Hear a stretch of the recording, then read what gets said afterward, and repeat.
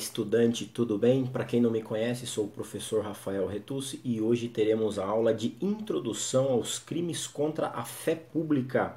Para nos situar inicialmente, onde que estão os crimes contra a fé pública? Lá no seu Código Penal, título 10, artigo 289 ao 311-A. Aproveito então a oportunidade para pedir que você pegue o seu código, mantenha aí ele em mãos, porque falarei muito rápido e você tem que acompanhar os dispositivos penais nas próximas aulas, ok? Fé pública. Esse nome é um nome que nos remete muitas vezes à administração pública, não é verdade? Você imagina que fé pública é apenas para os atos, as ordens, os papéis da administração pública. Esse é o primeiro grande erro do estudante. Cuidado, fé pública não se limita aos atos, aos documentos da administração pública, mas elas podem se estender também, a fé pública pode se estender também para documentos e atos e formas emanados por entidades e pessoas privadas particulares. Imagine um contrato feito por um advogado, imagine um diploma emitido aí pela sua faculdade. Imagine uma carteirinha de estudante. Imagine alguns documentos que precisam de o quê? Veracidade, confiabilidade, crença de que eles são verdadeiros. E isso é a fé pública. A fé pública ela se estende a documentos, atos, ordens, formas que são públicas ou muitas vezes particulares, só que precisam, não prescindem, não dispensam uma confiança inerente a esses documentos, inerente a esses atos. Portanto, para esse tipo de ato, para esse tipo de ordem, a administração pública, o Estado, confere um valor jurídico chamado fé pública. Os documentos, os atos, as ordens que são dotadas de fé pública, elas presumem-se verdadeiras. É isso mesmo. É por isso que quando você toma uma multa de um agente de trânsito dizendo que você está sem cinto, por isso que é tão difícil para você recorrer dessa multa, ainda que o agente público tenha tenha emitido esse ato de modo unilateral, obviamente, ele vai lá e assinala o talão de multa e pronto, e você é notificado para responder a isso, e é quase que é muito difícil, não diria impossível, mas é muito difícil você ganhar um recurso dizendo apenas, tão somente, que estava com o cinto de segurança nesse caso hipotético. Por quê? Porque o ato emanado pelo agente público, neste caso, ele é dotado de fé pública. Presume-se verdadeiro até que você consiga provar o contrário. E os documentos emanados pela administração pública ou alguns particulares, como por exemplo, eu dei aqui, comentei sobre um diploma emitido por uma faculdade, ou um contrato elaborado por advogados ou por partes, eles se presumem verdadeiros e eles têm fé pública porque eles precisam circular.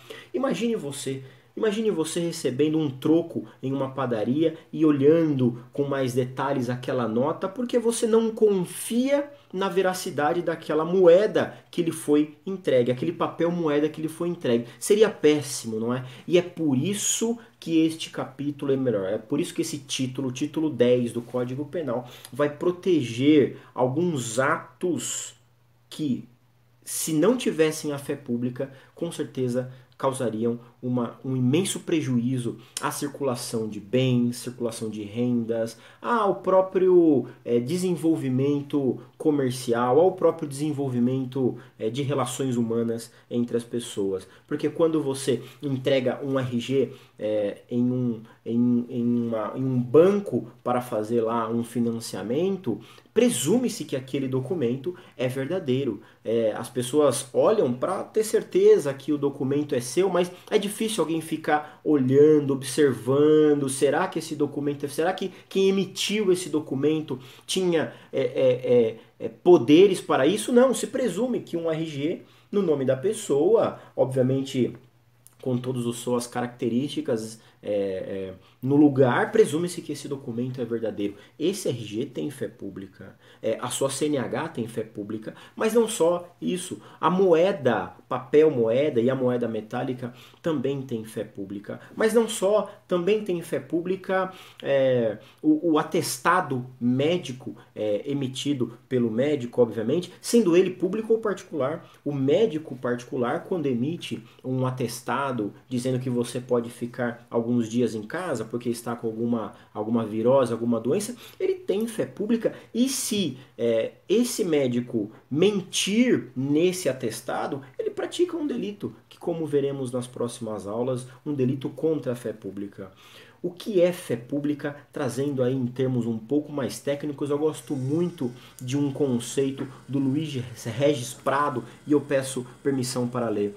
Fé pública, para ele, é a crença de toda a sociedade em alguns atos externos, símbolos e formas aos quais o Estado confere valor jurídico. Essa é a questão. O Estado, sim, confere valor jurídico naquele ato, naquele documento, naquela forma que, volto a dizer, e desculpe por estar sendo repetitivo, pode ser da administração pública, pode ter sido emitido pela administração pública, mas também pode ter sido emitido por uma pessoa particular, por uma pessoa jurídica ou mesmo por uma pessoa física. Se você quiser antecipar os estudos, vai lá e leia o artigo 298, falsificação de documento particular. Ele vai criminalizar o ato de falsificar um documento emitido por uma pessoa física, uma pessoa jurídica que não do Estado. Tá certo? Então, crimes contra a fé pública. Vamos trabalhar todos os delitos que o legislador entendeu que devem ser delitos, que ofendem essa crença que todos temos nos atos, nas normas, nas formas emanadas pela administração pública e pelos particulares. Algumas considerações muito importantes de modo genérico aos delitos contra a fé pública que não pode escapar, e esse é o momento que nós devemos fazer esse estudo. Primeira coisa, os crimes contra a fé pública são todos dolosos. Então eu já estou eliminando qualquer tipo de dúvida que você venha a ter nas próximas aulas. Mas, professor Rafael,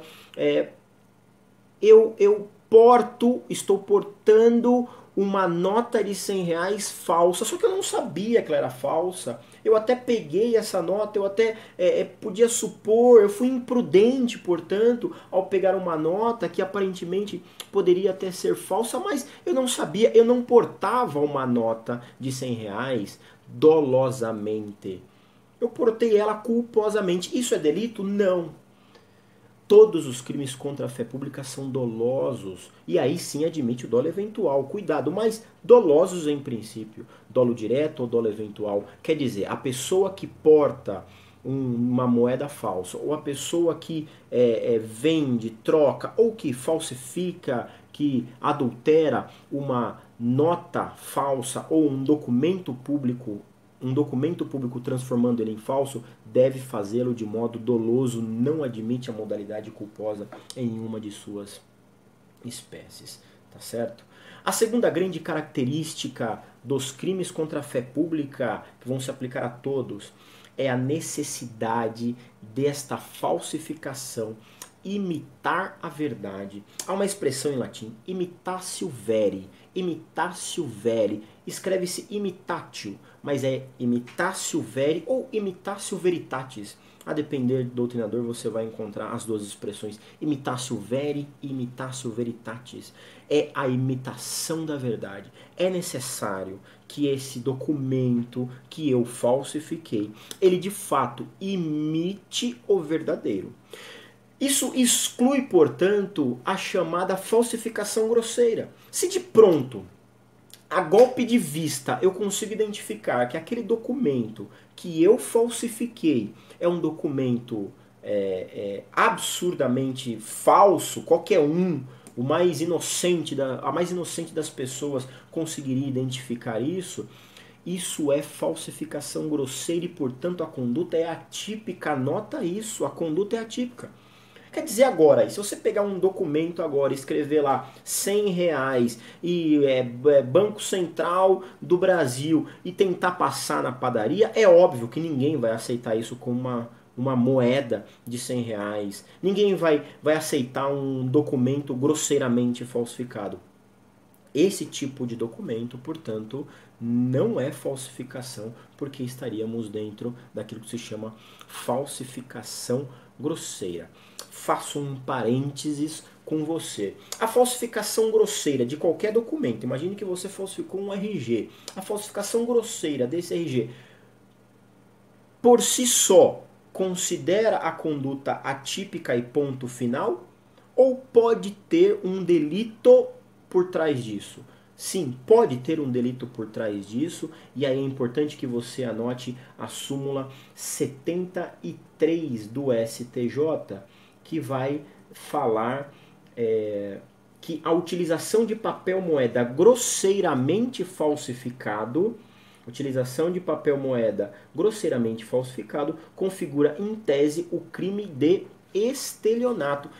A súmula 73 fala de papel moeda, porque ele está fazendo uma referência específica a esse delito do artigo 289, mas a jurisprudência estende a qualquer tipo de crime contra a fé pública. Se você falsifica um documento grosseiramente, que não configuraria um crime contra a fé pública, mas você consegue com aquele documento falso, ainda que grosseiro, enganar alguém, então você conseguiu enganar uma pessoa, essa pessoa passou desapercebido por ela, ou é uma pessoa muito inocente. No caso concreto, você conseguiu fazer uma vítima. E se locupletou, então, conseguiu obter alguma vantagem indevida com relação a isso. Esse documento grosseiramente falsificado é elemento para o delito de estelionato, artigo 171 do Código Penal. Então, cuidado. Papel falsificado de modo grosseiro não configura crime contra a fé pública, mas pode ser elemento do delito de estelionato. Isso chove em concurso público, isso chove em OAB. Falamos de duas características, eu falei que seriam três. A primeira foi dolo, a segunda que deve haver a imitatio veri. A terceira característica é a necessidade de a falsificação ter uma potencialidade lesiva. Kleber Masson cita a expressão dano potencial. Potencialidade lesiva dá na mesma, não é verdade? Isso significa que todos os delitos contra a fé pública, eles têm que ter uma potencialidade de praticar um dano à sociedade de modo geral e restrito. Não é à toa que os delitos contra a fé pública, em sua maioria, são delitos de perigo, não de dano. São delitos de perigo concreto, quer dizer, a mera possibilidade desse delito atingir toda a coletividade. Imagine você andando com um RG falsificado. O que você pode fazer com esse RG falsificado? Bom, você pode fazer um crédito, você pode pedir empréstimo no banco, você pode ser preso pela polícia e entregar esse RG, e aí então em tese, né, outra pessoa seria, inclusive, intimada em seu lugar. Veja, um documento falsificado ele tem uma potencialidade lesiva absurda, e por isso esses delitos são, via de regra, delitos de dano. É necessário que o documento que você falsificou ele tenha uma capacidade, uma possibilidade de ofender um número indeterminado de pessoas. Com base nisso, eu já faço uma questão. Quem que é o sujeito passivo dos delitos contra a fé pública? Não é a pessoa que eventualmente é vítima. Imagine que a pessoa foi vítima e recebeu uma nota falsa.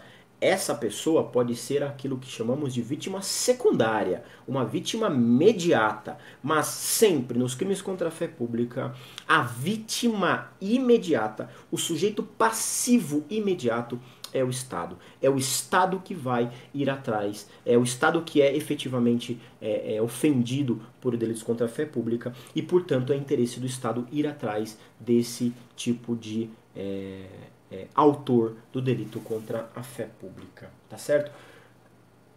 puxando daí que a vítima é o Estado, que o sujeito passível é o Estado. Você diria que os delitos contra a fé pública são crimes de ação penal pública condicionada ou incondicionada? É óbvio. Perceba que se você faz esse caminho, fica fácil responder as outras questões. Delitos contra a fé pública são delitos de ação penal pública incondicionada. Quer dizer, não se pergunta se uma eventual vítima deseja ou não processar e julgar